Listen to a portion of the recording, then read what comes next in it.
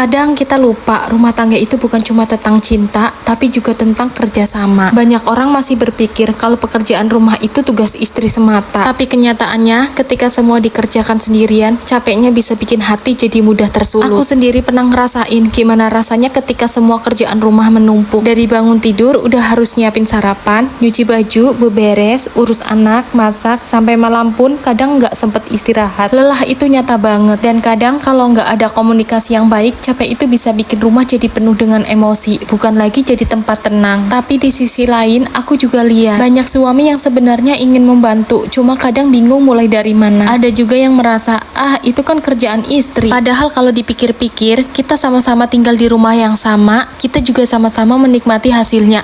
Jadi kenapa nggak dikerjakan bersama? Dari situ aku mulai belajar untuk ngomong pelan-pelan ke suami. Aku bilang, aku capek, bisa nggak kalau kamu bantu hal kecil aja? Ternyata hal kecil itu punya dampak besar banget. Contoh, saat aku lagi masak atau nyuci baju, suami bantu jagain anak sebentar. Atau waktu aku selesai nyuci baju, dia bantu buat jemurin baju. Kelihatannya sih sepele, tapi rasanya hati jadi adem banget. Dan ternyata momen-momen kecil itu justru jadi penguat hubungan. Kita jadi sering ngobrol di tengah aktivitas rumah. Misalnya waktu sama-sama lipat baju, kita bisa sambil cerita tentang hari ini, bercanda kecil, bahkan diskusi hal-hal penting. Jadi pekerjaan rumah bukan cuma soal beban, tapi jadi cara untuk dekat lagi. Aku juga percaya banget kalau rumah tangga itu bukan soal siapa yang lebih banyak berkorban, tapi gimana kita saling melengkapi. Kadang aku yang lebih kuat di satu sisi, tapi di sisi lain suami yang jadi lebih sabar. Jadi kalau disatukan semua jadi seimbang. Buat kalian para suami istri di luar sana, jangan pernah malu buat saling bantu. Jangan gengsi untuk nyapu, ngepel, atau mandiin anak bareng. Karena yang kita bangun bukan cuma rumah yang bersih, tapi juga rumah yang penuh cinta. Ingat, kerjasama kecil hari ini bisa jadi pondasi kuat untuk rumah tangga kita di masa depan. Rumah tangga bukan tentang siapa yang dominan, tapi tentang bagaimana kita bisa saling menguatkan di setiap kondisi.